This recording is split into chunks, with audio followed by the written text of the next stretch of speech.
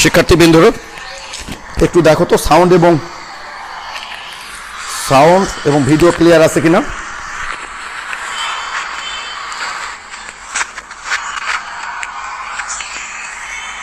শিক্ষার্থীবৃন্দরা একটু দেখো তো সাউন্ড। আচ্ছা, মুফতি সাদিক ভাইয়া আসসালামু আলাইকুম। ওয়ালাইকুম আসসালাম সাদিক, ভালো আছো তুমি? ওকে, মোটামুটি 100 কাছাকাছি স্টুডেন্ট আমাদের ক্লাস অলরেডি জয়েন করছে।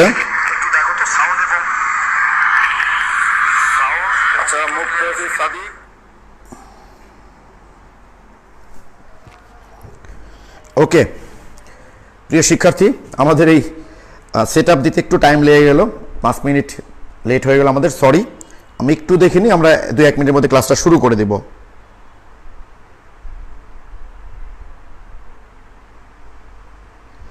কাবিল শুভ ক্লিয়ার না? সেটআপ দিতে একটু টাইম লেগে গেল, 5 মিনিট লেট হয়ে গেল আমাদের, সরি। সাউন্ড ক্লিয়ার না? 2-1 মিনিটের মধ্যে ক্লাসটা শুরু করে দেব। ইকো হচ্ছে তো? আচ্ছা, এখন ক্লিয়ার ভাই, এখন সব ক্লিয়ার। ওকে, হ্যাঁ বুঝতে পেরেছি, আমার ফোনটা অন ছিল তো। কাবিল শুভ দেখছো ভাইয়া তুমি? Thank you.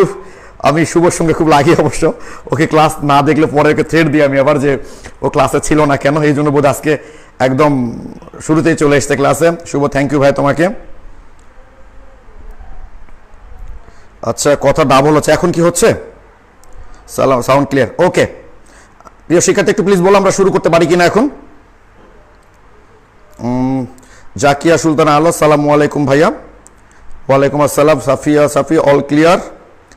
অল এখন ক্লিয়ার? ওকে ভাইয়া, আপনার ফোন মিউট খান, গুড, বুঝতে পারছি, এই জন্যই তোমরা সাউন্ডটা ডাবল শুনতে পাচ্ছিলে।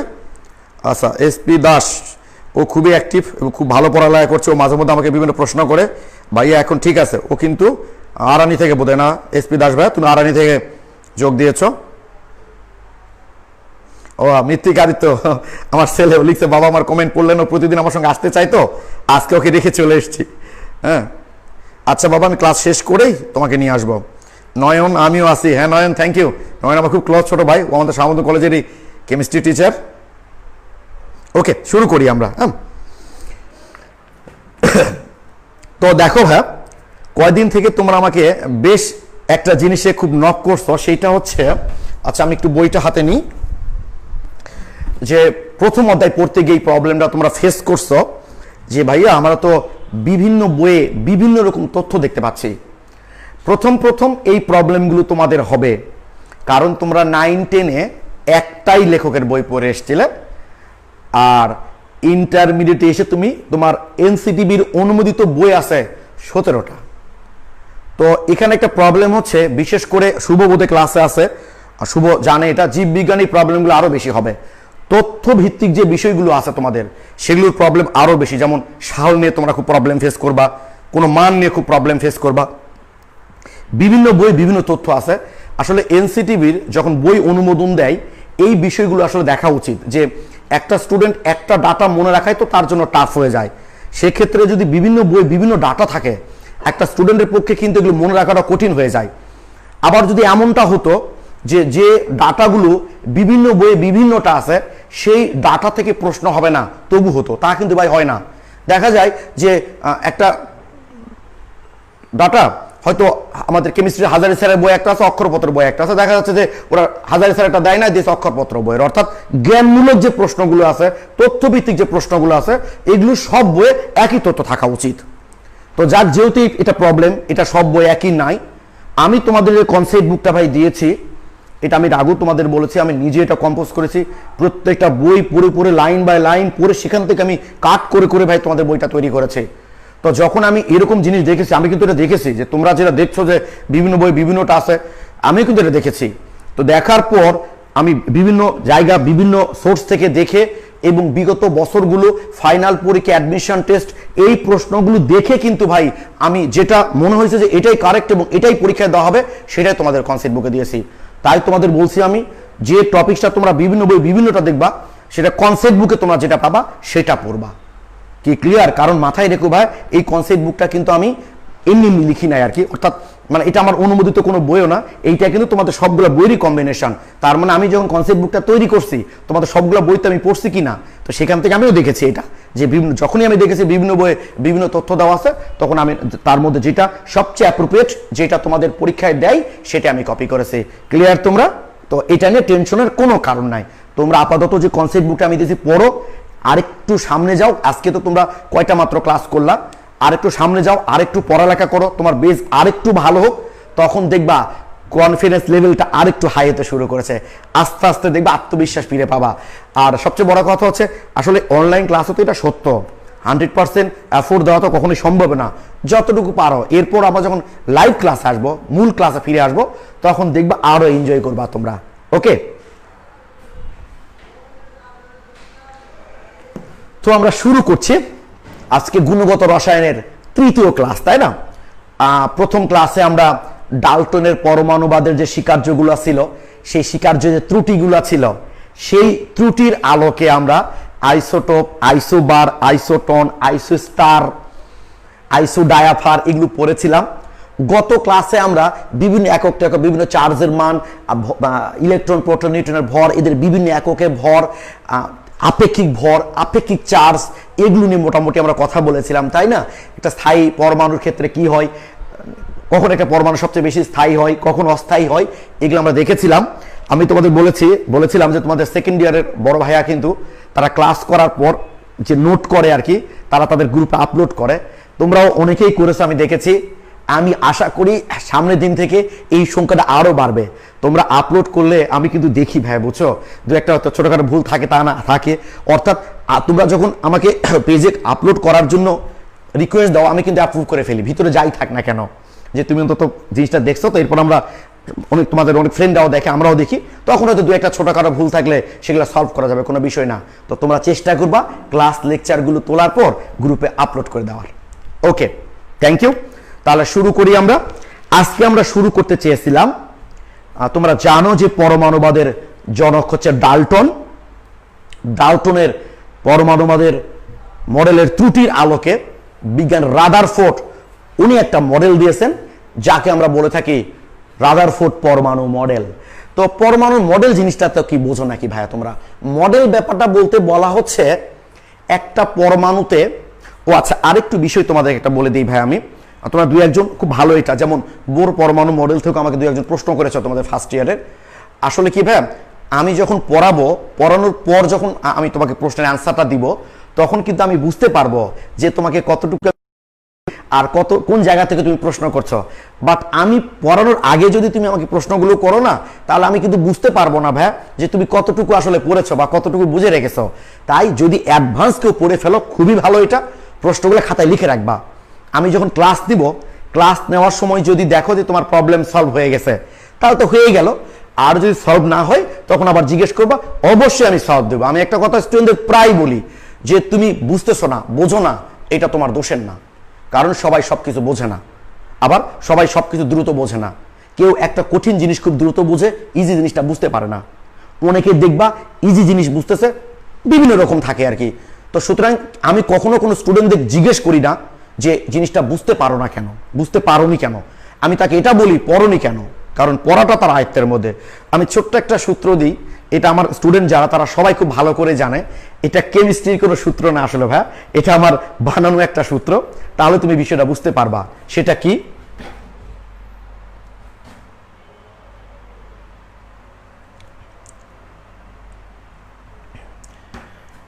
আমি আবারও বলছি, এটা কিন্তু কেমিস্ট্রির কোনো সূত্র না, তোমরা আবার বই খুঁজতে যেও না। সেটা হলো নির্দিষ্ট মেধা সম্পন্ন কোনো ব্যক্তির ফলাফল তার চেষ্টার সমানুপাতিক। কি বললাম? নির্দিষ্ট মেধা সম্পন্ন কোনো ব্যক্তির ফলাফল, রেজাল্ট, তার চেষ্টার সমানুপাতিক। অর্থাৎ রেজাল্ট, ফলাফলকে যদি আমরা আর দ্বারা প্রকাশ করি, আর চেষ্টাটাকে যদি টি দ্বারা প্রকাশ করি, তাহলে উপরোক্ত সূত্র অনুসারে লিখতে পারি আমরা আর সমানুপাতিক টি। এটা মনে রাখবা যে নির্দিষ্ট মেধা সম্পন্ন কোনো ব্যক্তির ফলাফল তার চেষ্টার সমানুপাতিক। চেষ্টা যত সে বেশি করবে, রেজাল্ট তার তত বেশি ভালো আসবে। তোমরা নিশ্চয়ই জানো সমানুপাতিক চিহ্ন তুলে দিলে একটা ধ্রুবক হয়, তাহলে এখানেও নিশ্চয় একটা ধ্রুবক আছে। ধ্রুবকটা আসলে কি তোমরা এটা বোধহয় জানো কিনা আমি জানি না ভাই। আরেকটা কথা, আমি যখন তোমাদের পড়াবো, বিশেষ করে ফার্স্ট ইয়ার আর সেকেন্ড ইয়ার স্টুডেন্টদের, হয়তো অনেক সময় আমি বলে ফেলি এইটা বোধহয় তোমরা জানো। আসলে আমি যতই বলি না কেন তোমাকে যে এইটা বোধহয় তোমরা, একটু দেখে নিন, এইটা বোধহয় তোমরা জানো, আসলে আমি ধরেই নিই একটা স্টুডেন্ট যখন প্রথম ফার্স্ট ইয়ারে আসে বা প্রথম সেকেন্ড ইয়ারে আসে, আমি ধরেই নিই সে কিচ্ছু জানে না, কিচ্ছু জানো না ধরে নিয়েই কিন্তু আমি তোমাদের পড়াই। ভাই তার প্রমাণ তোমার গত ক্লাসে নিশ্চয়ই দেখছো, আমি গ্রাম আর কেজির মধ্যেও কিন্তু সম্পর্ক দেখিয়েছি। 1 কেজি সমান কত গ্রাম। অনেকে হয়তো বিরক্ত ফিল করতে পারে, এত ছোট জিনিস দেখানোর কি আছে।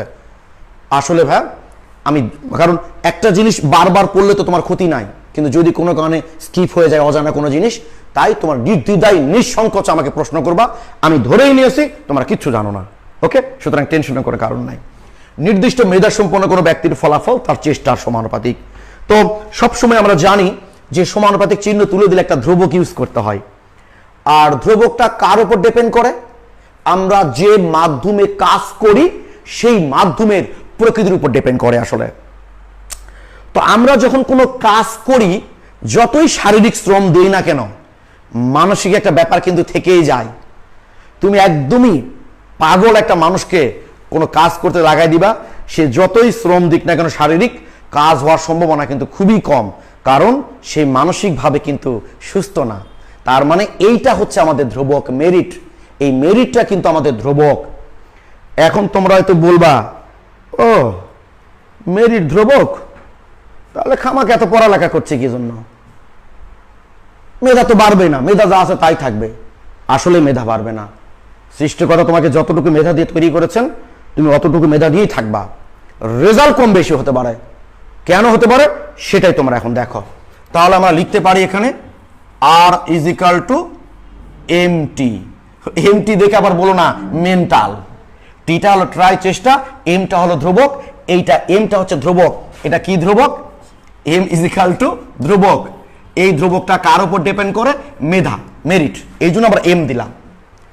এখন মনে করো ভাই, ধরো তোমাদের মধ্যে তোমাদের কোন একটা বন্ধুর এই মেরিটের মান হচ্ছে 8, এমটা হচ্ছে 8। তো সে হয়তো ট্রাই করে 3, তার চেষ্টার মান হচ্ছে 3, তার রেজাল্ট কত দেখো তো ভাই? 24। তার মানে তোমার একটা বন্ধুর এম এর মান সৃষ্টিকর্তা তাকে 8 এম দিয়ে পাঠিয়েছেন পৃথিবীতে। তো তার চেষ্টার যে মানটা সেটা হচ্ছে 3, তার রেজাল্ট হচ্ছে 24। এখন সৃষ্টিকর্তা তোমার যে এম এর মানটা দিয়েছেন সেটা মনে করো 6।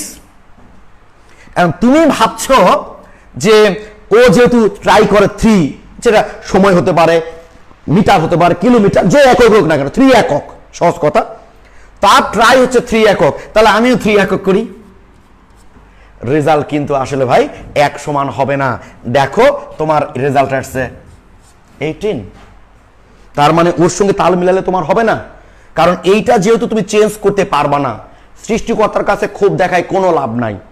কারণ হচ্ছে আমাদের ডক্টর জাফর ইকবাল স্যারের একটা বিজ্ঞাপন দেখবে টিভিতে দেওয়া হয় যে জন্মের প্রথম 3 বছর একটা শিশুর মেধা বিকাশ হয়, এই সময়টা তাকে পুষ্টিকর খাবার খাওয়ান। তাই জন্মের প্রথম বছর বাচ্চাকে যদি পুষ্টিকর খাবার খাওয়ানো হয়, তাহলে এই মানটা বেড়ে যেতে পারে। আর এই মানটা বেড়ে গেলে এই মান কিছুটা কম হলেও রেজাল্ট বেশি হইতে পারে। তো যাক, এই মানটা যখন বাড়ার কথা ছিল তখন তোমরা অনেক ছোট ছিলা, তোমাদের উপরে কোনো হাত নাই। তার মানে এইটার উপর যেহেতু তোমার কোনো হাত নাই, তুমি যেহেতু এইটা নিয়ে কিছু করতে পারো না, তাহলে এইটা নিয়ে তো করতে পারো। তুমি কি করতে পারো? সৃষ্টিকর্তা তোমাকে M6 দিয়েছে, তো তুমি T5 করে দাও। দেখছো তোমার রেজাল্ট এসছে 30, এর চেয়েও বেশি। তাহলে তার যে সৃষ্টিকর্তা তাকে যে একটু এম এর মান বেশি দিয়েছিল, লাভটা কি হলো? ওর রেজাল্ট তো 24। আর তোমার যে এম কম, তারপরও তোমার রেজাল্ট বেশি, কারণ তোমার এমটা যে বেশি ভাই, সরি টিটা যে বেশি ভাই। তাহলে এখান থেকে আমরা কি শিখলাম আসলে ভাই? যে এইটা যেহেতু আমরা পরিবর্তন করতে পারি না, এটার প্রতি যেহেতু আমাদের কোনো হাত নাই, কিন্তু রেজাল্ট তো আমাদেরকে বাড়াইতে হবে। তাহলে রেজাল্ট বাড়াইতে গেলে আমরা কি করবো ভাই বলতো? কি টিটা বাড়াই দিব, কারণ এটার উপর তো আমাদের হাত আছে। তাই এটা যত বাড়াবা তুমি, আর তত বেশি ভালো হবে। একটু খেয়াল করো ভাই,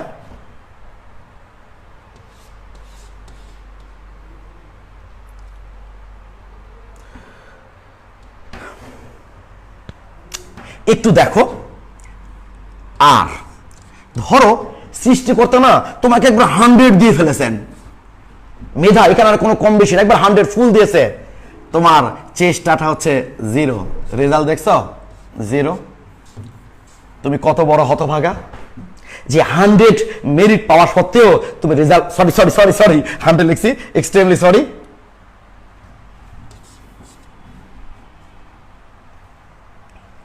রেজাল্ট 0 দেখছো ভাই, তুমি তোমার মেরিট সর্বোচ্চ হওয়া সত্ত্বেও তোমার রেজাল্ট হচ্ছে 0। কেউ কেউ আমাকে আবার জিজ্ঞেস করে, আচ্ছা ভাই কারো যদি এমই 0 হয়, তোমার কি মনে হয় তোমার M0 তো পাগলের, যার মাথায় কিছু নাই, তাই তার ট্রাই 100 হলেও সেখানে কোনো ফল পাওয়া যায় না। তাহলে তুমি বিশ্বাস করো, আমি বিশ্বাস করি তোমার M0 না, ফলে এম যেটাই থাক না কেন, যেহেতু তার সাথে চেষ্টাটা গুণ হয়ে আমাদের রেজাল্টটা বের করতে পারি আমরা, তাই অবশ্যই আমরা রেজাল্ট বাড়ানোর জন্য টিটা ভাই বাড়াই দিব। কি কথাটা কি ক্লিয়ার? আচ্ছা, সো ইন্টারেস্টিং, অনেক ভালো ভাইয়া, সূত্র অসাধারণ লাগছে, সূত্রটা ভেরি নাইস, থ্যাংক ইউ। শুধু অসাধারণ লাগলে হবে না ভাইয়া, ভিতরে এটা ধারণ করতে হবে। তাহলে ফাইনালি কি দেখলাম আমরা? শুরু করি। নির্দিষ্ট মেধা সম্পন্ন কোনো ব্যক্তির ফলাফল তার চেষ্টার সমানুপাতিক, যেহেতু চেষ্টার সমানুপাতিক তাই অবশ্যই সবসময় চেষ্টা করবো আমরা চেষ্টা বাড়াইতে, তাহলে আমাদের ফলাফলটা বাড়িয়ে যাবে। ওকে, সামনের দিন এরকম আরো কিছু সূত্র নিয়ে আমরা আলোচনা করব। আজকে আর আরো সামনে যাচ্ছি না, এরকম মজার কিছু বিষয় আছে, সেটা আমরা ধীরে ধীরে দেখব। এখন আমরা মূল টপিকসে চলে যাচ্ছি, গুণগত রসায়ন।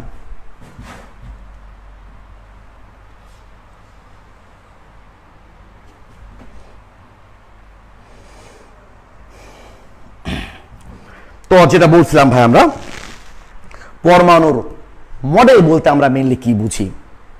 পরমাণুর মডেল বলতে আমরা বুঝি যে ওই যে পরমাণুতে ইলেকট্রন, প্রোটন, নিউট্রন এরা আসলে কিভাবে আছে, কিভাবে বিন্যস্ত, কার সাথে কার আকর্ষণ কি, বিকর্ষণ কি, জাস্ট এই বিষয়গুলো ব্যাখ্যা। তো যুগে যুগে অনেক বিজ্ঞানী এগুলো অনেকভাবে ব্যাখ্যা দিয়েছেন, কারোটা ভুল প্রমাণিত হয়েছে, কেউ সাকসেসফুল হয়েছেন। এইগুলো নিয়ে আমরা শুরু করলাম আজ থেকে, এবং খুবই গুরুত্বপূর্ণ এই টপিকসটা। তো প্রথমেই শুরু করব আমরা রাদারফোর্ড পরমাণু মডেল দিয়ে। রাদারফোর্ড পরমাণু মডেল খাতায় তোমরা লিখে রাখো, রাদারফোর্ড পরমাণু মডেল।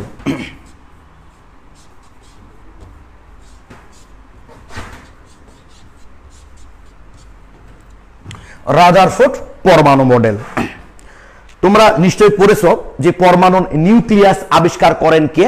রাদারফোর্ড। তোমাদের কনসেপ্ট বুকে কিন্তু দেওয়া আছে এটা। তো জানো এই পরমাণুর নিউক্লিয়াসটা রাদারফোর্ড কিভাবে আবিষ্কার করেছিলেন? রাদারফোর্ডের নিউক্লিয়াস আবিষ্কারের একটা পরীক্ষা আছে, যে পরীক্ষাটার নাম বলা হয় আলফা কণা বিচ্ছুরণ পরীক্ষা। কি বললাম ভাই আমরা? আলফা কণা বিচ্ছুরণ পরীক্ষা।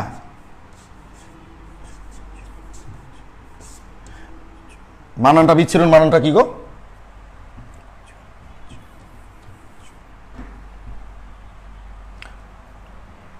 বাংলা বানান টাফ, লিখলাম না। আলফা কণা বিচ্ছুরণ পরীক্ষা। তো সবার আগে তোমাকে জানতে হবে আলফা কণাটা আসলে কি। রাজশাহী বোর্ড 2016 সহ অনেক জায়গায় দিয়েছে ভাই তোমাদের এটা। আচ্ছা আমি পরেই দেখাই বইয়ে তোমাদের। আলফা কণা বিচ্ছুরণ পরীক্ষা করব আমরা, তার আগে আমাদেরকে জানতে হবে আলফা কণাটা আসলে কি। রাজশাহী বোর্ড 2016 সহ বেশ কিছু বোর্ডের ক নাম্বার প্রশ্নে, মানে জ্ঞানমূলক প্রশ্নে এইটা দিয়েছে আলফা কণা কি। তাহলে আমরা দেখি আলফা কণাটা আসলে কি। এই যে ভাব হিলিয়াম দেখতে পাচ্ছ তোমরা, আমরা খুব ভালো করেই জানি হিলিয়ামের ভর সংখ্যা হচ্ছে 4, প্রোটন সংখ্যা হচ্ছে 2। তাহলে প্রোটন সংখ্যা যেহেতু 2, তাহলে নিশ্চয়ই এর ইলেকট্রন সংখ্যাও 2। তো এই যে হিলিয়াম থেকে 2টা ইলেকট্রন যদি অপসারণ করা হয় তাহলে কি হবে দেখো তো ভাই একটু। এইটা তৈরি হবে কিনা বলো তো, এইটা তৈরি হবে কিনা? এই যে মানে ভর সংখ্যা 4ই থাকবে, প্রোটন সংখ্যা 2 থাকবে, কিন্তু এর মধ্যে যে 2টা ইলেকট্রন ছিল সেই 2টো ইলেকট্রন অপসারিত হয়ে 2+ আয়নে পরিণত হয়েছে। এটাই হচ্ছে আলফা কণা, এটাই আলফা কণা, হিলিয়াম নিউক্লিয়াস। এখন তোমরা হয়তো বলবো আমাকে তাহলে পরীক্ষায় আমরা এই অ্যান্সারটা কিভাবে লিখব। আমি তোমাদের কনসেপ্ট বুকে লিখেই দিয়েছি কিভাবে লিখবা, তবু বলে দিই বিভিন্ন ভাবে লিখতে পারো। এটাকেই বলা হয় আলফা কণা। মার্কস ফুল পেয়ে যাবা। তারপর তুমি বলতে পারো দ্বিধনাত্মক চার্জযুক্ত হিলিয়াম নিউক্লিয়াসকেই বলা হয় আলফা কণা, লিখতে পারো, কোনো অসুবিধা নাই। তাহলে তোমরা আলফা কণা জিনিসটা কি বুঝতে পারলা ভাই, যে হিলিয়াম থেকে দুইটা ইলেকট্রন অপসারণ করলে যে হিলিয়াম 2+ আয়নটা তৈরি হয় এটাকেই বলা হয় আলফা কণা। তো রাদারফোর্ড এই আলফা কণা বিচ্ছুরণ পরীক্ষাটা করেছিলেন পরমাণুর নিউক্লিয়াস আবিষ্কারের ক্ষেত্রে। কিভাবে এই পরীক্ষাটা উনি করেছিলেন সেটা এখন আমরা দেখব। দেখো একটু,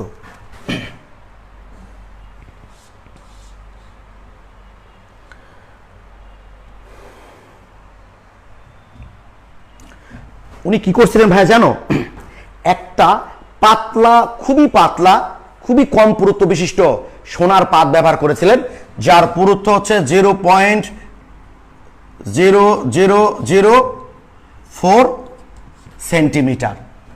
এত পুরুত্ব বিশিষ্ট একটা পাতলা স্বর্ণপাত ব্যবহার করেছিলেন। তো তোমরা নিশ্চয়ই জানো একটা তোর স্বর্ণপাতের মধ্যে তো অনেকগুলো পরমাণু থাকবে, তাই না? স্বাভাবিক, এরকম অনেকগুলো পরমাণু থাকবে, এরকম অনেকগুলো পরমাণু, ধরো মাঝখানে নিউক্লিয়াস, অনেকগুলো পরমাণু, মাঝখানে নিউক্লিয়াস থাকে, ধরো এরকম অনেকগুলো পরমাণু থাকবে, অনেকগুলো পরমাণু থাকবে। তো আমরা আমাদের এক্সপেরিমেন্টের সুবিধার্থে, বোঝার সুবিধার্থে যে কোনো একটা পরমাণুকে জুম করে ব্যাখ্যা করব। তোমাদের বইয়ে দেখবা, অবশ্য বিভিন্ন বই বিভিন্নভাবে ছবি দেওয়া আছে। আমি তোমাদের কনসেপ্ট বুকে যে চিত্রটা দিয়েছি আলফা কণা বিচ্ছুরণ পরীক্ষার, সেটা হচ্ছে যে একটা স্বর্ণপাতের মধ্যে তো অনেকগুলো পরমাণু থাকে, পরমাণু থাকে, যে কোনো একটা পরমাণুকে মনে করে আমরা ঠিক জুম করছি, করে এই বিচ্ছুরণ পরীক্ষাটা করবো এখন। আসলে কি ক্লিয়ার? আমরা এখন রাদারফোর্ডের আলফা কণা বিচ্ছুরণ পরীক্ষা নিয়ে কথা বলবো।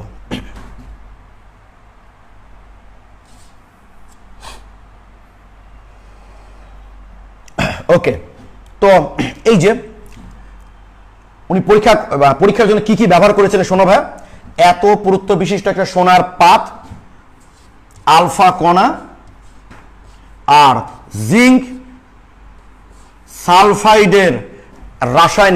সালফাইডের একটা রাসায়নিক পর্দা উনি ব্যবহার করেছিলেন। কেন? সবগুলোই তোমার ব্যাখ্যায় পাবা। তাহলে কি কি ব্যবহার করেছিলেন? পাতলা স্বর্ণপাত যার পুরুত্ব ছিল 0.004 সেন্টিমিটার, আলফা কণা এবং জিঙ্ক সালফাইডের পর্দা। ঢাকা বোর্ড 2016 সালে এই এমসিকিউটা দিয়েছিল। রাদারফোর্ডের আলফা কণা বিচ্ছুরণ পরীক্ষায় উনি পাতলা স্বর্ণপাতের পিছনে যে রাসায়নিক পদার্থের পর্দা ব্যবহার করেছিলেন তা নিচের কোনটি? অ্যান্সার হচ্ছে জিঙ্ক সালফাইড। দেখো এখন ভাই উনি পরীক্ষাটা কিভাবে করেছিলেন। ছোটবেলা, বুঝছো, আমি যখন অনেক ছোট ছিলাম, অনেক ছোট, ক্লাস 1-2 পড়তাম, আমার অরিজিনাল বাসা হচ্ছে নওগাঁ। তো সেখানে না এক রকমের পাউরুটি পাওয়া যেত, জানো, এরকম বিশাল সাইজের পাউরুটি। এই যে এরকম বিশাল সাইজের পাউরুটি পাওয়া যেত, দাম মাত্র 1 টাকা। তো আমি পাউরুটিটা কিনতাম এই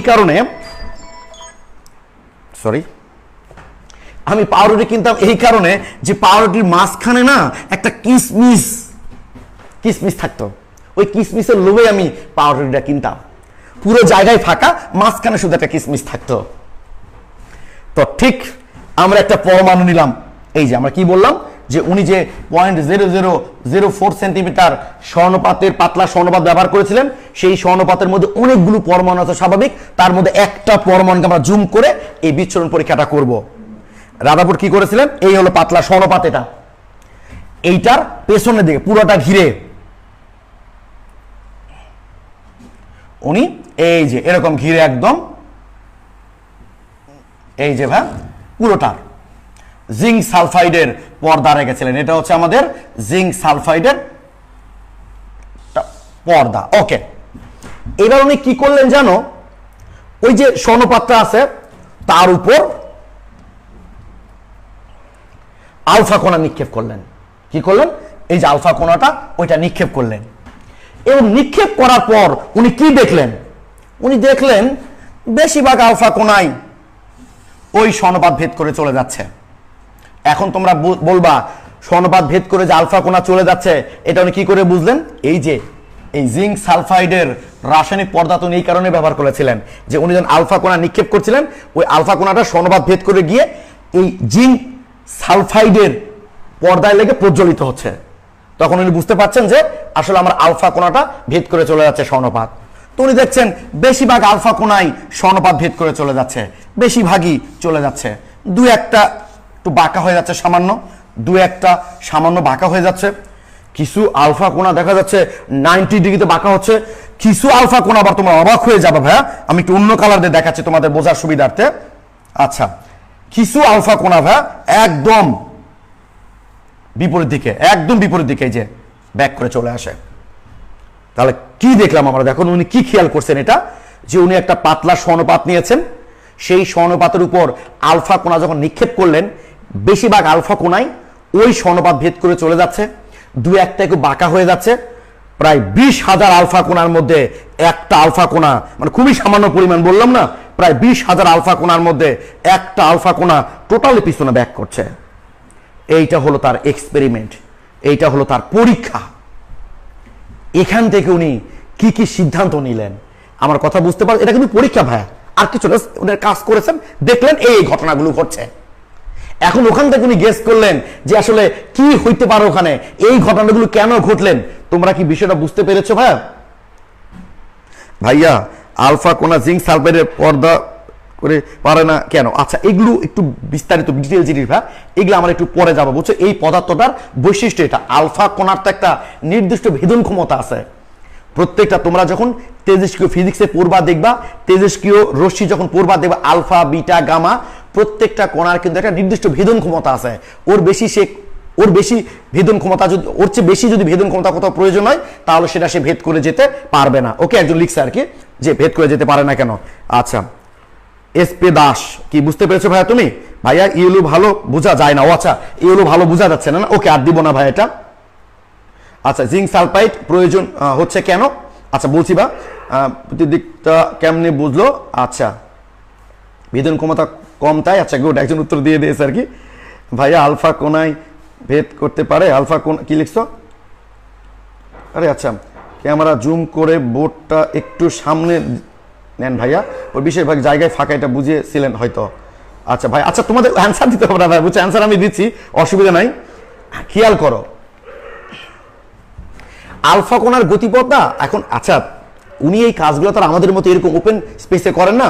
তোমরা যে প্রশ্নগুলো করেছো শোনো, যে কোনো কাজ যখন আমি করব, ওই কাজটা করার জন্য কোন কোন চরিত্র বিশিষ্ট বস্তু আমাদেরকে নিতে হবে সেটাই তো নিব নাকি আমরা। এখন যদি তুমি একটা কামারকে কুমারে কাজ করতে দাও তাহলে তো আসলে হবে না। আমার আলফা কোনার একটা নির্দিষ্ট ভেদন ক্ষমতা আছে, তাহলে সেইটা কোনটাকে ভেদ করতে পারো উনি দেখেছেন, এবং কোন ধাতুটা নিলে তার এই ব্যাখ্যাটা সহজ হবে, তাই উনি পাতলা স্বর্ণপাত নিয়েছেন। আর জিঙ্ক সালফাইড নিয়েছেন এই জন্য যে আলফা কোনাটা জিঙ্ক সালফাইডে গেলে তাকে ভেদ করে না, কিন্তু সেখানে প্রজ্বলিত হয়, এই কারণে জিঙ্ক সালফাইড উনি ব্যবহার করেছেন।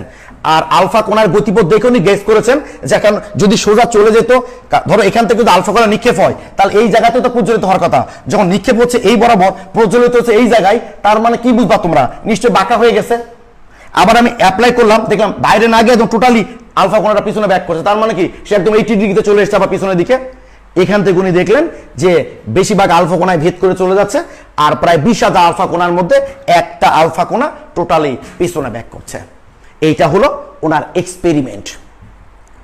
এইবার এখান থেকে উনি কি কি বিষয়ে ধারণা করলেন একটু শোনো। উনি ভাবলেন বেশিরভাগ আলফা কোনায় যেহেতু স্বর্ণপাত ভেদ করে চলে যাচ্ছে, আমি তোমাদের বইয়ে কিন্তু এই কথাগুলো লেখা আছে ভাই, বুঝছো? আমি একবার বলে নিই, বুঝাই দিই, তারপর বই দেখে দেখে লাইন বাই লাইন তোমাদেরকে আবার পড়িয়ে দেবো, আমি কোনো টেনশন নাই। উনি দেখলেন বেশিরভাগ আলফা কোনায় যেহেতু ওই স্বর্ণপাত ভেদ করে চলে যাচ্ছে, তার মানে পরমাণুর বেশিরভাগ জায়গায় ফাঁকা। ও আচ্ছা, আরেকটা বিষয় ভাই, তোমরা আমাকে অনেকেই করো কি, আমার ইনবক্স কিন্তু সবসময় দেখা হয় না ভাই। তোমাদের কোনো প্রশ্ন থাকলে, কোনো বইয়ের কোনো ছবি তুলে দিতে চাইলে তোমরা তোমাদের গ্রুপে দিবা, তাহলে হয় কি ওই প্রবলেমটা আমরা সবাই দেখতে পাই, এবং দেখবা তোমাদের মধ্যে অনেকে হয়তো প্রবলেমটা সলভ করে দিবে। আর সলভ করে না দিলেও পরের দিন যখন আমরা এই ক্লাসে এসে ওই প্রবলেমটা নিয়ে কথা বলবো, তখন সবাই কিন্তু বুঝতে পারবে যে আচ্ছা এটা তো আমাদের গ্রুপে দেখেছিলাম। আমরা সবসময় গ্রুপে একটু সক্রিয় থাকবো, একটু মাঝে মধ্যে একটু চেক করবো যে আমি তোমাদের কি দিচ্ছি।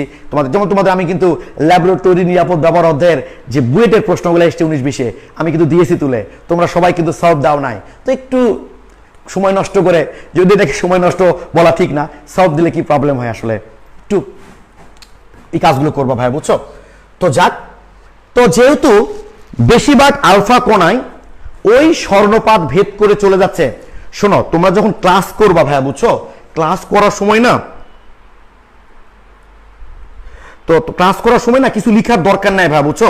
আমি তোমাদের যখন বলবো যে তোমাদের প্রশ্ন থাকলে করো, তখন লিখবা, এতে তোমাদের সময়টা কম নষ্ট হবে। আর কি একটা একসঙ্গে 2-3টা কাজ করলে কিন্তু কনসেন্ট্রেশনের ব্রেক হয়। তুমি ধরো লিখবা, বুঝবা, একটু ঝামেলাই হয়।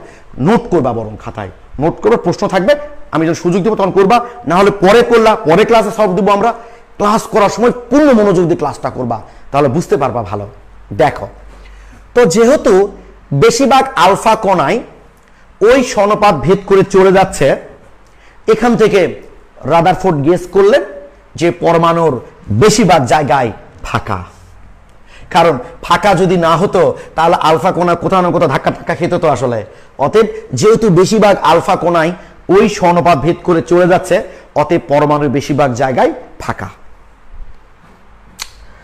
তারপর ভাবলেন, আচ্ছা, প্রায় 20,000 আলফা কণার মধ্যে একটা আলফা কণা কোথাও একটা জায়গায় ধাক্কা খেয়ে টোটালি পিছনে ব্যাক করছে। তার মানে নিশ্চয় পরমাণুর মধ্যে কোন একটা খুবই ক্ষুদ্র কোন একটা বস্তু আছে, খুবই ক্ষুদ্র কোন একটা কিছু আছে। উনি খুবই ক্ষুদ্র কেন মনে করলেন? কারণ 20,000 আলফা কোণায় তো প্রায় ভেদ করে চলে যাচ্ছে, বেশিরভাগ আলফা কোণায় তো স্বর্ণপাত ভেদ করে চলে যাচ্ছে, তার মানে বেশিরভাগ জায়গায় তো ফাঁকা। তাহলে খুবই ক্ষুদ্র জায়গায় কোন একটা কিছু আছে যেটা আলফা কণার তুলনায় ভারী এবং অবশ্যই পজিটিভ চার্জ ধর্মী হবে। কি বলেন উনি? আলফা কণার তুলনায় ভারী এবং পজিটিভ চার্জ ধর্মী হবে। কেন এটা মনে করলেন বলো তো? কারণ হলো কোনো কিছুর সঙ্গে ধাক্কা খেয়ে তখনই পিছনে ব্যাক করবে যদি সে তার চেয়ে ভারী কারোর সাথে যদি ধাক্কা খায় এবং একই চার্জ ধর্মী হয়, তখন কিন্তু বিপরীত দিকে আসবে। খুব ছোট্ট একটা ব্যাপার খেয়াল করবা। ধরো তুমি রাস্তায় যাচ্ছ, তুমি একটা ছেলে মানুষ রাস্তায় যাচ্ছ, যেতে যেতে আরেকটা ছেলে মানুষের সাথে পট করে ধাক্কা খেয়ে গেলাম, তোমার কিন্তু মেজাজ চরম খারাপ হয়ে যাবে। এমনকি ভদ্রলোক যে তোমাকে বলেন সরি ভাই, তখন তুমি কিন্তু উল্টা বলবা কিসের সরি, রাস্তা দেখে চলতে পারেন না। তার মানে ও ছেলে তুমি ছেলে, তাই তোমার মেজাজটা বেশি খারাপ হয়েছে। বাট একটা মেয়ের সাথে যদি পট করে ধাক্কা খাও, ও যে তোমাকে উল্টা বলে সরি ভাইয়া, তখন তুমি কি বলো? না না না ঠিক আছে, সরি বলার কি আছে, ধাক্কা তো লাগতেই পারে। এটা সব ক্ষেত্রে প্রযোজ্য আসলে ভাইয়া, যে আমি কোথাও ধাক্কা খেয়ে তখনই টোটালি পিছনে ব্যাক করব যদি আমার চেয়ে ভারী কারোর সাথে ধাক্কা খাই অথবা একই চার্জ ধর্মী কারোর সাথে ধাক্কা খাই। যেহেতু আমার আলফা কণাটা হলো পজিটিভ চার্জ ধর্মী এবং অবশ্যই আমার আলফা কণা যদি পিছনে ব্যাক করছে, তাহলে মাঝখানে খুব ক্ষুদ্র জায়গায় কোনো একটা কিছু আছে, ঠিকই আছে, কিন্তু সেই ক্ষুদ্র জায়গাটুকুর ভর আলফা কণার তুলনায় বেশি এবং যেহেতু পিছনে ব্যাক করছে, আলফা কণা যেহেতু পজিটিভ, তার মানে আমার ওই মাঝখানে ছোট্ট যে জিনিসটা ওটাও পজিটিভই হবে। উনি পরবর্তীতে ওটার নাম দিলেন নিউক্লিয়াস। তার মানে আমরা কি দেখলাম? একটা নিউক্লিয়াসের ভর সমগ্র পরমাণুর ভরের তুলনায় অতীব নগণ্য। কি বললাম ভাই? একটা পরমাণুর ভর একটা নিউক্লিয়াসের ভর সমস্ত পরমাণুর ভরের তুলনায় অতীব নগণ্য। কেন অতীব নগণ্য? কারণ পরমাণু তো দেখো কতগুলো আলফা কণা চলে যাচ্ছে, পুরোটাই ফাঁকা, মাঝখানে ছোট্ট একটা জিনিস আছে। এবং তোমরা কি ভাবতে পারো ভাইয়া, এই যে কলম আমি নিয়েছি, আমি তোমাদের ক্যামেরার সামনে গিয়েও যদি এখানে একটা ডট দিয়ে আমার এই কলম দিয়ে, তুমি দেখতে পাবা না কত ছোট একটা কলমের ডট ভাইয়া। একটু চিন্তা করো, পাগল টাগল হওয়ার কিছু নাই, খালি চিন্তা করো যে আমার এই কলমের যে ডট দিলাম আমি, সেই ডটের মধ্যে 20 থেকে, আচ্ছা তোমাদের ইয়েলো কালিতে প্রবলেম হচ্ছে না, আমি আর ইয়েলো ইউজ করবো না ভাই, কোনো অসুবিধা নাই। দেখো ভাই, 20 থেকে 25,000 পরমাণু আছে। চিন্তা করতে পারো তুমি, আমার এই ডটের মধ্যে, আমাদের বল পয়েন্ট যে কলম আছে, এই কলমের ডটের মধ্যে 20 থেকে 25,000 পরমাণু আছে। তাহলে একটা পরমাণু কতটুকু? এই ডটকে তুমি 20 থেকে 25,000 ভাগে ভাগ করো, চিন্তা করো। সেই একটা পরমাণুর আকার যদি একটা ফুটবল মাঠের সমান আমরা কম্পেয়ার করি, একটা ডটের মধ্যে 20 থেকে 25,000 পরমাণু। সেই একটা পরমাণুকে যদি আমরা একটা ফুটবল মাঠের সাথে কম্পেয়ার করি, তাহলে একটা পরমাণু যদি ফুটবল মাঠ হয়, তার তুলনায় একটা সর্ষে দানা যতটুকু, কোন একটা পরমাণুর তুলনায় নিউক্লিয়াস ততটুকু। একটা ফুটবল মাঠের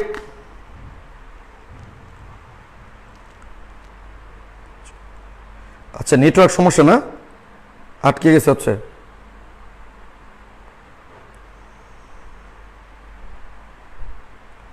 আচ্ছা, একটু সরি ভাই, বোধহয় আটকে গেছে তোমাদের। আচ্ছা সরি। আচ্ছা, রিক্তা সরকার, সোনার পরমাণুর আকারে অনেক বড়। আসলে ভাই সোনার পরমাণুর 79, এটা হচ্ছে তার পারমাণবিক সংখ্যা। সাধারণত কোন পরমাণু কতটুকু সেটা বলা হচ্ছে ভাই এখানে। আচ্ছা, এখন কি ক্লিয়ার ভাই? একটু জানাও তো ভাই, এখন ক্লিয়ার কিনা? একটু নেটওয়ার্ক প্রবলেম হয়েছিল বোধহয় মাঝখানে তোমাদের, এখন ক্লিয়ার? আচ্ছা, একজন লিখছে সৈকত দাস, ভাইয়া প্রতিপ্রভা তৈরি হওয়ার কারণ কি? আচ্ছা সৈকত দাস, তুমি কি ভাই সেকেন্ড ইয়ারের স্টুডেন্ট বা পরীক্ষার্থী? এবার আমি তোমাদের এখানে রিকোয়েস্ট করেছি ভাই, পরীক্ষার্থী এবং সেকেন্ড ইয়ারের কোনো স্টুডেন্ট, আমার স্টুডেন্ট যদি ফার্স্ট ইয়ারের এই ব্যাচগুলোতে ভাই ক্লাস করো, তোমরা ক্লাস দেখতে থাকবা। ক্লাসের কোনো প্রবলেম হলে তোমাদের গ্রুপে প্রশ্ন করবা, এখানে না। কারণ প্রতিপ্রভা, অনুপ্রভা এখনো কিন্তু ওগুলোতে আমরা যাইনি। এগুলো যদি আমি এখন ব্যাখ্যা করতে যাই, ফার্স্ট ইয়ারের পোলাপান কিন্তু মাথা নষ্ট হয়ে যাবে। আমরা বর্ণালী পড়বো, তখন গিয়ে এগুলো করবো। প্লিজ তোমরা কেউ মানে ফার্স্ট সেকেন্ড ইয়ার বা পরীক্ষার্থীরা কেউ ভাই প্রশ্ন করবা না, এটা ক্লিয়ার রিকোয়েস্ট ভাই আমার। ওকে ওকে, থ্যাংক ইউ। কি ঠিক আছে, আমি আবার তোমাদের বলছি ভাই যে পরীক্ষার্থী বা সেকেন্ড ইয়ারের, কারণ তোমাদের বেস তো ভাই অনেক ভালো, আর এরা তো কেবলই জিনিসগুলো শিখছে। যেমন এগুলো তোমাদের কাছে কোনো বিষয় না, বাট এগুলো ওদের কাছে অনেক জটিল বিষয়। তাই তোমরা তোমাদের গ্রুপে প্রশ্ন করবা, কোনো অসুবিধা নাই। আচ্ছা তাহলে দেখো, তাহলে চিন্তা করছো ভাইয়া তোমরা যে একটা ডট লিখার মধ্যে যেখানে 20 থেকে 25,000 পরমাণু থাকে, এবং একটা পরমাণুর আকার যদি একটা ফুটবল মাঠের সমান হয়, তার তুলনায় একটা সর্ষে দানা যতটুকু, পরমাণুর তুলনায় ভাই নিউক্লিয়াস কিন্তু ততটুকু। এটা আমি তথ্যটা দিয়ে রাখলাম তোমাদের। ওকে, এখন দেখো তাহলে রাদারফোর্ড কি বলছে না।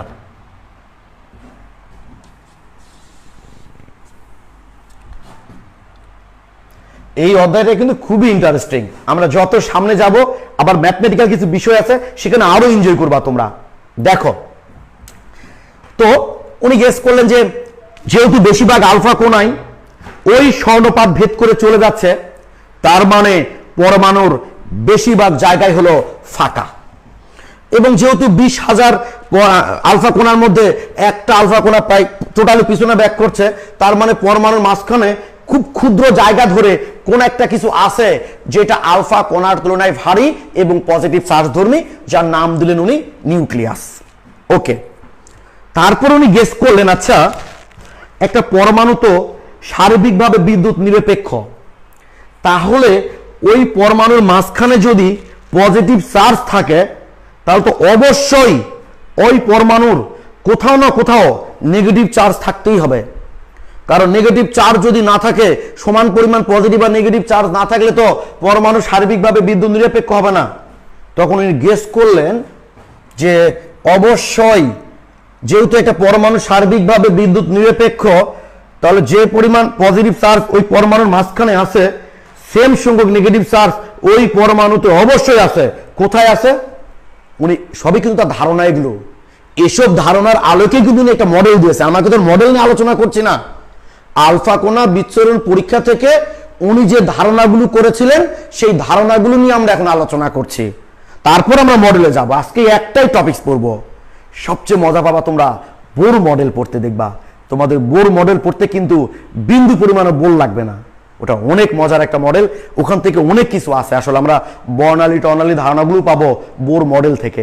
আজকে একটাই পড়বো শুধু আমরা, রাদারফোর্ড পরমাণু মডেল। ওকে, তো উনি ভাবলেন যে একটা পরমাণু যেহেতু সার্বিকভাবে বিদ্যুৎ নিরপেক্ষ, একটা পরমাণু যেহেতু সার্বিকভাবে বিদ্যুৎ নিরপেক্ষ, তাহলে অবশ্যই যে পরিমাণ পজিটিভ চার্জ ওই পরমাণুতে আছে, সেম পরিমাণ নেগেটিভ চার্জ অবশ্যই পরমাণুতে থাকবে। কিন্তু সেই নেগেটিভ চার্জগুলো কোথায় থাকতে পারে? ঠিক আছে, এই ফাঁকা জায়গাগুলোতে আসলে নেগেটিভ চার্জগুলো থাকতে পারে, এই ফাঁকা জায়গাগুলোতে নেগেটিভ চার্জগুলো থাকতে পারে, মানে যত সংখ্যক পজিটিভ চার্জ এখানে থাকবে সেম পরিমাণ নেগেটিভ চার্জ ওই ফাঁকা জায়গাগুলোতে থাকতে পারে। পরক্ষণে উনি চিন্তা করলেন, আচ্ছা যদি ফাঁকা জায়গাগুলোতে নেগেটিভ চার্জ থেকেই থাকে তাহলে আমার ওই নেগেটিভ চার্জগুলো আলফা কণার গতিপথের কোনো পরিবর্তন করতে পারলো না কেন? তাহলে তো এই গতিপথগুলো পরিবর্তিত হয়ে যাওয়ার কথা। একটু পরে ধারণা করলেন, না ঠিক আছে, কারণটা হচ্ছে তুমি নিজেকে একটু ভাবো তো ভাই, রাস্তায় আমি হাঁটছি, হাঁটার সময় একটা মশার সাথে ধাক্কা খেলাম, বলো তো আমার গতিপথের কোনো পরিবর্তন হবে? আমি যদি রাস্তায় হাঁটার সময় একটা মশার সাথে ধাক্কা খাই তাহলে আমার গতিপথের কোনো পরিবর্তন হবে? হবে না। কেন হবে না? কারণ আমার তুলনায় ওই মশার ভর অতীব সামান্য, অতীব নগণ্য, তাই আমার গতিপথের কোনো পরিবর্তন হবে না। কিন্তু রাস্তায় যাওয়ার সময় যদি আমি একটা মালবাহী ট্রাকের সঙ্গে ধাক্কা খাই, এবার আমার গতিপথ পরিবর্তন হবে, ট্রাকের গতিপথ কিন্তু পরিবর্তন হবে না, কারণ ট্রাকের তুলনায় আমার ভর অতীব সামান্য। তো রাদারফোর্ড তখন চিন্তা করলেন, যেহেতু ইলেকট্রনগুলো আলফা কণার গতিপথের কোনো পরিবর্তন করতে পারে না, কারণ আলফা কণার তুলনায় ইলেকট্রনের ভর অতীব নগণ্য। এই মোটামুটি উনি একটা তার যে আলফা কণা বিচ্ছুরণ পরীক্ষা করেছিলেন সেখান থেকে এই ধারণাগুলো উনি করলেন। আরেকটা ধারণা করছিলেন, যেহেতু পরমাণুর পুরোটাই ফাঁকা আর যে ইলেকট্রনগুলো ছিল তার ভর অতীব নগণ্য। তোমরা গত ক্লাসে দেখেছো ভাই, যেখানে প্রোটনের ভর বোধহয় 1.0078 বোধে বেড়েছিল না AMU, সেখানে তুমি চিন্তা করতে পারো ইলেকট্রন ভর কতটুকু, 0.000, তারপর বোধহয় 54 বা এরকম ছিল আর কি, এত AMU। তো ইলেকট্রন ভরগুলা অতীব নগণ্য, পরমাণুর বেশিরভাগ জায়গায় ফাঁকা, মাঝখানে কোনো একটা ভারী কোনো কিছু আছে, তাই উনি বললেন যে ওই মাঝখানে যে জিনিসটা আছে যার নাম উনি দিয়েছে নিউক্লিয়াস, উনি তখন বললেন যে আসলে যেহেতু পরমাণুর পুরোটা জায়গায় ফাঁকা, মাঝখানে কোনো একটা ভারী কিছু আছে, অতএব ওর ভরটাই হচ্ছে ওই পরমাণুর প্রকৃত ভর। উনি তখন বললেন যে নিউক্লিয়াসের ভরটাই হচ্ছে পরমাণুর প্রকৃত ভর, মানে নিউক্লিয়াসের ভর সেটাকে উনি পরমাণুর ভর ধরেছেন। কেন ধরেছেন? কারণ বাকি সবই ফাঁকা, ফাঁকা জায়গাগুলোতে ইলেকট্রনগুলো থাকলেও তার ভর কি ভাই বলতো, অতীব নগণ্য। তাই রাদারফোর্ড বলেছেন কোন পরমাণুর নিউক্লিয়াসের ভরটাই হচ্ছে পরমাণুর প্রকৃত ভর। এই হলো রাদারফোর্ডের আলফা কণা বিচ্ছুরণ পরীক্ষা। আচ্ছা, মশা যদি, আচ্ছা মাহফুজা শিরিন লিপি, মশা যদি চোখ বা মুখের সাথে ধাক্কা খায় তাহলে গতিপথ চেঞ্জ হতে পারে। আচ্ছা আচ্ছা ঠিক আছে, অসুবিধা নাই, তোমরা এগুলো চিন্তা করলে। আচ্ছা কি লিখছে, বাট জিঙ্ক সালফাইড অনুপ্রভা সৃষ্টি করে না? হ্যাঁ তা করে ভাই, তা তোমার প্রশ্নটা বুঝলাম না আমি। ওকে, আমরা একটু দেখি বই আমাদের কি আছে, একটু বের করো তোমরা, একটু দেখে নি। রাদারফোর্ড পরমাণু মডেল থেকে খুব বেশি প্রশ্ন যে হয় তা না, বোর পরমাণু মডেলটা আমাদের জন্য বেশি গুরুত্বপূর্ণ। তো যদি একটাও প্রশ্ন, আমি স্টুডেন্ট একটা কথা প্রায় বলি, ধরো তুমি বললা যে এই প্রশ্নটা ওই 5 বছরে একবার দেয়, এই জন্য প্রশ্ন তুমি অ্যাভয়েড করলা। আর একটা প্রশ্ন আছে প্রায় প্রতি বছরে দেয়, মাঝে মধ্যে 2-1 বার বাদ দেয়, তাই তুমি ওই প্রশ্নটা খুব ভালো করে পড়লা যেটা প্রায় দেয় মাঝে মধ্যে 2-1 বার বাদ দেয়। আর সেই প্রশ্ন তুমি পড়লা না যেটা প্রায় দেয় না, মাঝে মধ্যে দেয়। এবার তুমি যে বছর পরীক্ষা দিলা সেই বছর ওই মাঝে মধ্যেটা পড়ে গেল, মানে যেটা প্রায় দেয় না তোমার বছর দিল, আর যেটা প্রায় দেয় তোমার বছর দিল না, তখন কেমন লাগবে? কথাটা কি বুঝতে পেরেছো বা? তাই আমরা কোনো কিছু বাদ না দেওয়ার চেষ্টা করব। ওকে,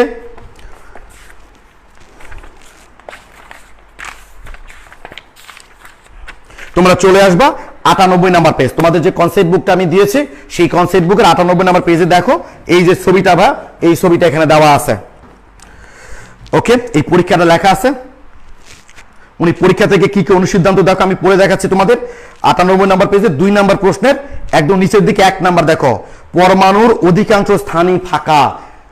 দেখো আমি যে কথাগুলো বুঝাই দিলাম সেটা আলোকে এখানে দেখবা, সব কথা কিন্তু সিরিয়ালে লেখা নাই আসলে, ফলে স্টুডেন্টদের বুঝতে একটু প্রবলেম হয়, আমি তাই বুঝিয়ে দেওয়ার পর তোমাদের পড়াই দিচ্ছি। পরমাণুর অধিকাংশ স্থানই ফাঁকা।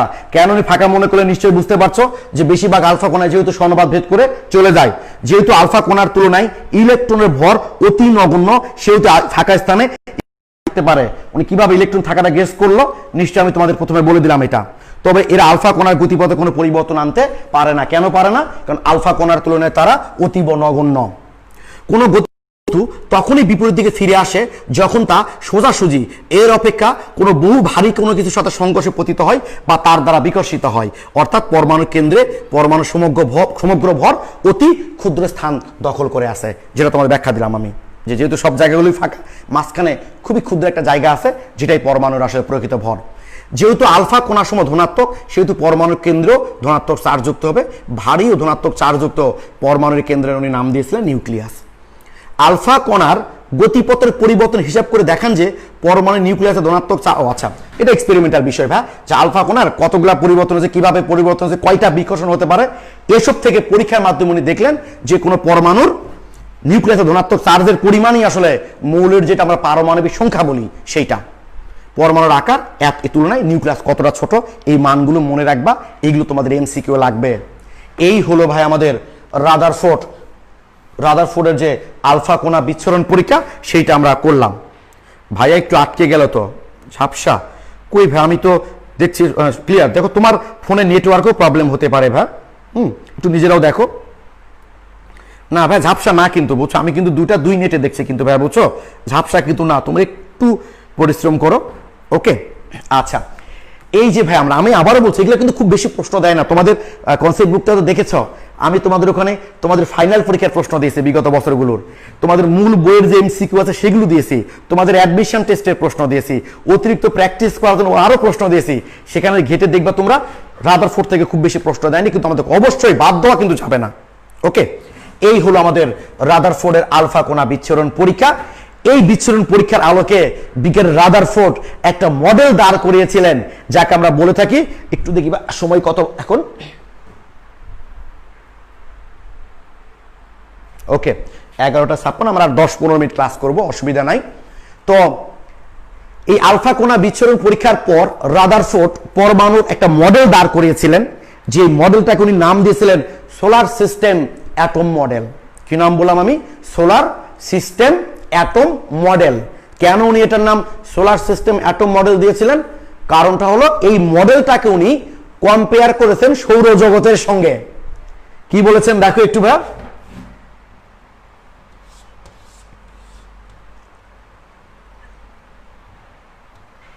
শোনো, রাদারফোর্ড বলছেন সৌরজগতের সূর্যের চারিপাশে গ্রহগুলো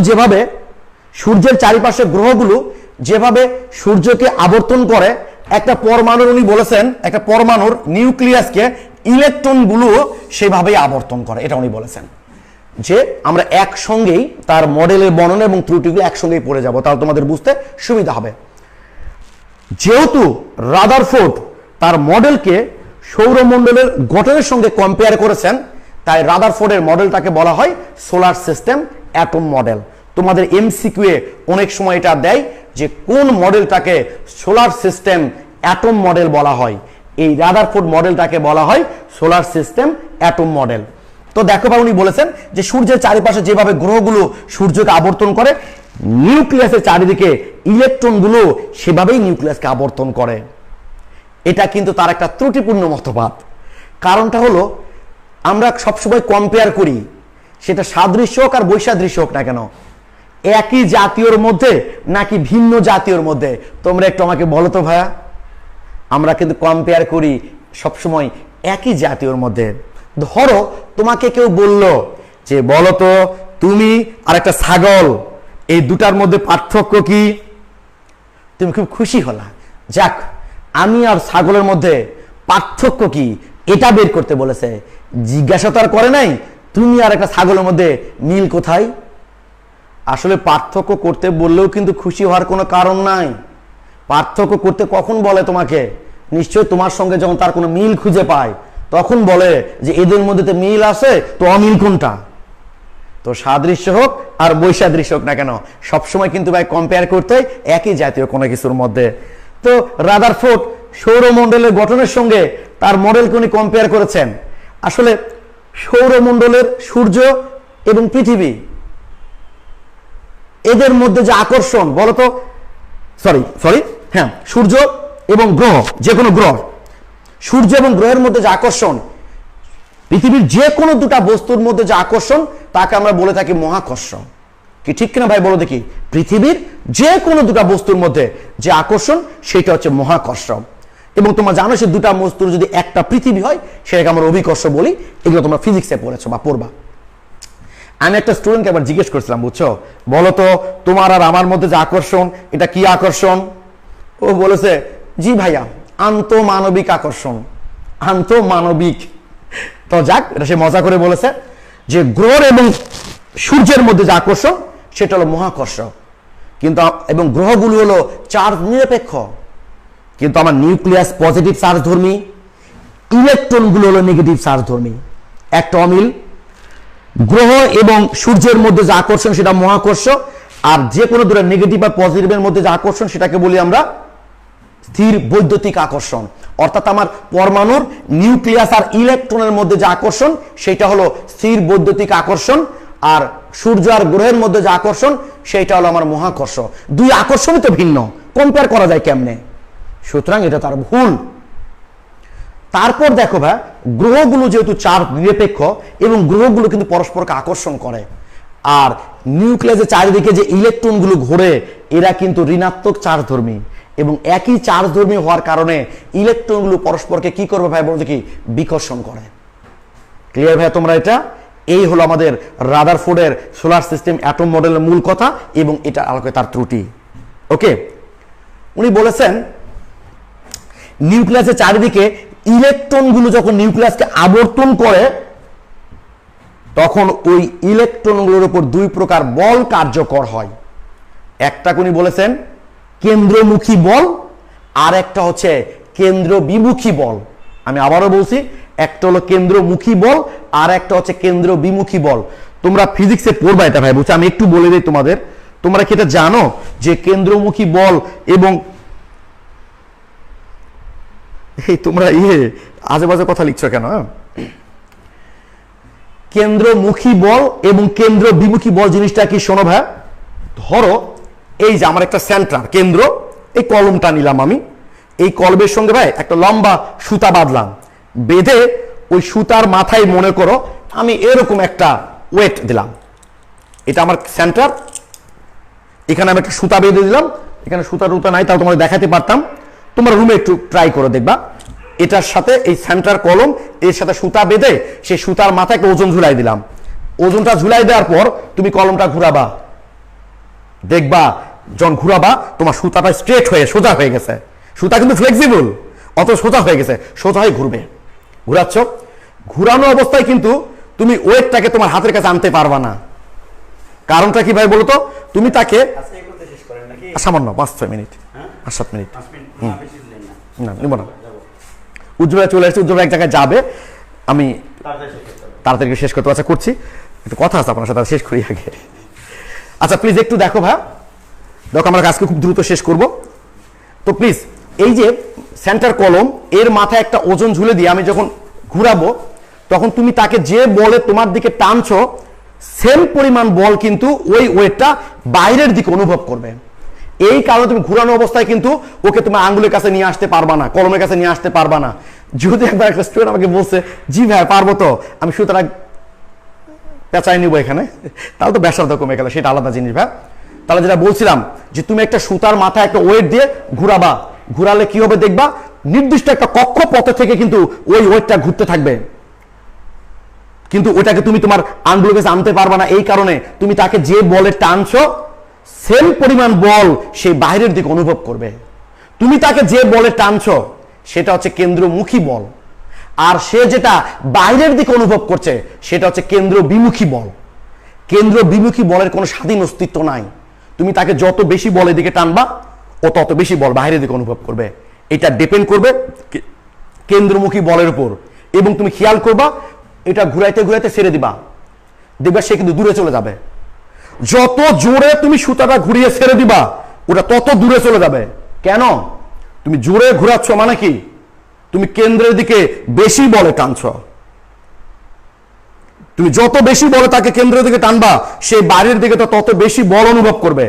তাই যত জোরে টেনে ছেড়ে দিবা, মানে কেন্দ্রমুখী বল যত বেশি দিবা, কেন্দ্র বিমুখী বলও তত বেশি হবে। তাই যেই মুহূর্তে ছেড়ে দিবা, ওই মুহূর্তে তো কেন্দ্রমুখী বল আর থাকবে না, তুমি তো ছেড়ে দিয়েছ। কিন্তু জড়তার কারণে, জড়তা মানে তো বোঝো যে পৃথিবীর যে বস্তু যে অবস্থায় আছে চিরকাল সে অবস্থায় থাকতে চায়। এই জড়তার কারণে সে কিন্তু ওই যে কেন্দ্রমুখী বল তার উপর আসে, সে দূরে চলে যায়। এই যে তুমি টানছো, এটা কেন্দ্রমুখী বল, আর সে যে বাইরের দিকে অনুভব করছে, এটা হচ্ছে কেন্দ্র বিমুখী বল। রাদারফোর্ড বলেছেন, ইলেকট্রন যখন নিউক্লিয়াসের চারিদিকে আবর্তন করে, তার উপর দুই প্রকার বল কার্যকর হয়। একটা হচ্ছে কেন্দ্রমুখী বল, আর একটা হচ্ছে কেন্দ্র বিমুখী বল। এই দুই প্রকার বলের মান সমান হওয়ায় ইলেকট্রন নিউক্লিয়াস থেকে, ইলেকট্রন নির্দিষ্ট কক্ষপথ থেকে, মানে নির্দিষ্ট জায়গা থেকে, উনি তো কক্ষপথে ধারণা দেন নাই তখন, নির্দিষ্ট জায়গা থেকে বাইরেও যেতে পারে না, আবার নিউক্লিয়াসে চলে আসতে পারে না। কিন্তু প্রবলেম হলো অন্য জায়গায়। ম্যাক্সওয়েল নামে একজন ভদ্রলোক বলেছেন যে একটা চার্জিত কণাকে বেস করে যদি আরেকটা চার্জিত কণা ক্রমাগত আবর্তন করতে থাকে, তাহলে এই আবর্তনশীল কণাটা কিন্তু ক্রমাগত শক্তি বিকিরণ করতে থাকবে। মানে বিষয়টা কিন্তু ভাই এরকম, মনে করো এই যেটা নিউক্লিয়াস, তো ধরো আমার ইলেকট্রনটা এই জায়গায় ছিল, ঠিক আছে, সে যত আবর্তন করবে, যত ভাই আবর্তন করবে, এই যে এই শক্তি ছেড়ে দিবে, শক্তি ছেড়ে দিবে, শক্তি ছেড়ে দিবে, তাহলে এইভাবে শক্তি ছেড়ে দিয়ে থাকলে এক সময় তো সে নিউক্লিয়াসে চলে আসবে। অর্থাৎ তুমি তো পরমাণু মডেলটাকে তুমি তখন এরকম দেখবা, এরকম দেখবা, তো আর কিছু দেখেন বাইরে কোনো ইলেকট্রন ইলেকট্রন কিচ্ছু নাই। তা আমার কথা বুঝতে হবে, আরেকবার বলছি, ম্যাক্সওয়েল বলেছেন যে চার্জিত একটা কণাকে বেস করে যদি আরেকটা কণা আবর্তনশীল থাকে, তাহলে আবর্তনশীল কণা ক্রমাগত সর্পিল আকারে, কুণ্ডলী আকারে, এই যে দেখো আস্তে আস্তে আস্তে আস্তে দেখো সাপ যে কুণ্ডলী পাকায় না, সেই কুণ্ডলীর মতো দেখো আস্তে আস্তে আস্তে আস্তে আস্তে আস্তে সে নিউক্লিয়াস চলে আসতেছে। অর্থাৎ এরকম একটা মডেল চলে আসবে আর কি। অর্থাৎ দেখো এখানে কোনো ইলেকট্রন আমরা দেখতে পাচ্ছি না। তার মানে ম্যাক্সওয়েলের তত্ত্ব মতে এই ঘটনা যদি ঘটে, তাহলে রাদারফোর্ড পরমাণু মডেল তো ক্ষণস্থায়ী একটা মডেল। অর্থাৎ তুমি ইলেকট্রনকে তো আসলে এই যে এতক্ষণ যে এত বয়ান দিয়ে গেলাম, কেন্দ্রমুখী কেন্দ্র বিমুখী সব তো ফাও, আমরা মডেলটাকে পরমাণুটাকে এভাবে দেখবো, কারণ একটু পরেই ইলেকট্রনটা নিউক্লিয়াসে চলে আসবে। এই ত্রুটির আলোকেই কিন্তু, আর এই প্রবলেমটাকে বেস ধরেই বিজ্ঞানী বোর কিন্তু তার মতবাদটা আসলে দিয়েছিলেন। যদিও আমরা বোর মতবাদ নিয়ে সামনের দিনে আলোচনা করব, তোমরা আপাতত এইটুকু আমাকে বলো, এই রাদারফোর্ড মডেলটা বুঝতে পারলা কিনা। আচ্ছা, আমরা একটু বইয়ে পড়াগুলো দেখি কি অবস্থা, কি লেখা আছে আমাদের। তোমরা আবার 99 নাম্বার পেজটা একটু বের করো ভাই, 99 নাম্বার পেজটা বের করো। তোমরা কি বুঝতে পারলা, এটা কিন্তু খুব গুরুত্বপূর্ণ একটা ত্রুটি রাদারফোর্ডের, যে ম্যাক্সওয়েলের তত্ত্ব মতে যে কোনো চার্জিত কণাকে বেস করে যদি আরেকটা চার্জিত কণা ক্রমাগত আবর্তন করতে থাকে, সে আবর্তন করতে থাকে, তাহলে সে ক্রমাগত শক্তি বিকিরণ করতে থাকবে। থাকলে তো এরকম, এই যে বিকিরণ করতে করতে সপিল আকারে, কুণ্ডলী আকারে এক সময় নিউক্লিয়াসে চলে আসবে। তখন তো মডেলটা এরকম দেখবো আমরা, কারণ এখানে কোনো ইলেকট্রন নাই, তার মানে এটা ক্ষণস্থায়ী মডেল। দেখি কি বলেছে 3 নম্বর কোশ্চেন, 99 পেজে 3 নম্বর। সকল পরমাণু অতিশয় ক্ষুদ্র গোলাকৃতি কণা, এর দুটি অংশ আছে, কেন্দ্র বা নিউক্লিয়াস এবং কেন্দ্র বহির্ভূত অঞ্চল। তোমরা সেটা বুঝলাম। পরমাণুর কেন্দ্রস্থলে অত্যন্ত ক্ষুদ্র পরিসরে ধনাত্মক চার্জযুক্ত একটি বস্তু কণা আছে, একে নিউক্লিয়াস বলে। এর আয়তন সমগ্র পরমাণুর আয়তনের তুলনায় নিরতিশয় অতিশয় ক্ষুদ্র। পরমাণু প্রায় সবটুকু ভর এই নিউক্লিয়াসে পঞ্জীবিত, তাই মোটামুটি নিউক্লিয়াসের ভরই পরমাণু পারমাণবিক ভর, যেটা তোমাদের আমি একটু আগে বলেছি। সৌরমণ্ডলে সূর্যের চারিদিকে আবর্তনশীল গ্রহসমূহের মতো পরমাণুতে নিউক্লিয়াসের চতুর্দিকে কক্ষপথে কতগুলো ঋণাত্মক কণিকা সর্বদাই ঘূর্ণায়মান, তাদের ইলেকট্রন বলে। এটা তার মতবাদ। নিউক্লিয়াসে ধনাত্মক চার্জের সংখ্যা এবং কক্ষপথে পরিক্রমণশীল ঋণাত্মক চার্জযুক্ত ইলেকট্রনের সংখ্যা সমান। এই কারণে সামগ্রিকভাবে সকল পরমাণু বিদ্যুৎ নিরপেক্ষ হয়। আমার বিশ্বাস এটুকু বুঝতে পেরেছ। ঘূর্ণনত ইলেকট্রন সমূহের উপর দুই প্রকার বল কার্যকর, নিউক্লিয়াস ও ইলেকট্রনের মধ্যে বিরাজিত কেন্দ্রমুখী স্থির বৈদ্যুতিক আকর্ষণ বল ও ঘূর্ণনের ফলে কেন্দ্র বিমুখী বল। এই দুই প্রকার বলের মান সমান ও পরস্পর বিপরীতধর্মী। স্বাভাবিক, এ যদি নিচের দিকে আকর্ষণ করে ও বাইরের দিকে আকর্ষণ করে, বলের মান সমান কিন্তু বিপরীতধর্মী। এবার সীমাবদ্ধতা কি বলেছে দেখো, 1 নম্বর সীমাবদ্ধতা। এই মডেলকে সৌরমণ্ডলের গঠনের সঙ্গে সাদৃশ্যপূর্ণ দেখানো হয়েছে। সৌরমণ্ডলের গ্রহগুলো তড়িৎ নিরপেক্ষ এবং তাদের পরস্পরের মধ্যে মহাকর্ষ নিয়মে আকর্ষণ বিদ্যমান, কিন্তু পরমাণুর কক্ষপথে আবর্তনশীল ইলেকট্রনগুলো ঋণাত্মক চার্জধর্মী এবং এরা পরস্পরকে বিকর্ষণ করে, যেটা আমি তোমাদের বলে দিলাম। হ্যাঁ, ম্যাক্সওয়েলের তত্ত্ব অনুসারে পরিক্রমণরত চার্জযুক্ত ইলেকট্রন কণার অবিচ্ছিন্নভাবে মানে ক্রমাগত, অবিচ্ছিন্ন মানে কি ক্রমাগত শক্তি বিকিরণ করার কথা। এভাবে শক্তি হারাতে থাকলে নিউক্লিয়াসের আকর্ষণে ইলেকট্রনের কক্ষপথ সর্পিল আকারে মানে বুঝতে পেরেছো যে কুণ্ডলী আকারে কি সর্পিল আকারে দুই লাইন আঙ্কেল। হ্যালো, আসসালামু আলাইকুম আঙ্কেল। জি আঙ্কেল, তিনটা না আঙ্কেল, এখন ফ্রি হয়ে যাবো তো।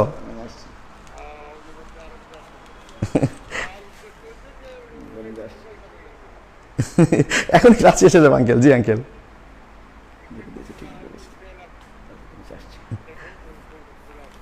আচ্ছা আচ্ছা, আসসালামু আলাইকুম। ওকে, সরি ভাই, উজ্জ্বল ভাইয়ের একটা জরুরি ফোন ছিল। প্লিজ, কইছিলাম আমরা এভাবে শক্তি হারাতে থাকলে নিউক্লিয়াসের আকর্ষণ ইলেকট্রন কখন সর্পিল আকারে মানে বুঝতে পারছো না, এই যে কুণ্ডলী আকারে, এটাকে বলা হয়। হ্রাস পেয়ে একসময় ইলেকট্রন নিউক্লিয়াসে পতিত হবে। এতে রাদারফোর্ড বর্ণিত পরমাণু মডেলের আর কোনো অস্তিত্ব থাকে না। এরকম দেখবে, বলো ইলেকট্রন কিচ্ছু নাই তো, নাই কেন? ওই যে নিউক্লিয়াসে চলে গেছে ইলেকট্রন তার মডেল অনুসারে। এই আচ্ছা, 3 নাম্বার টপিকটা বর্ণালী সম্পর্কে বলা আছে।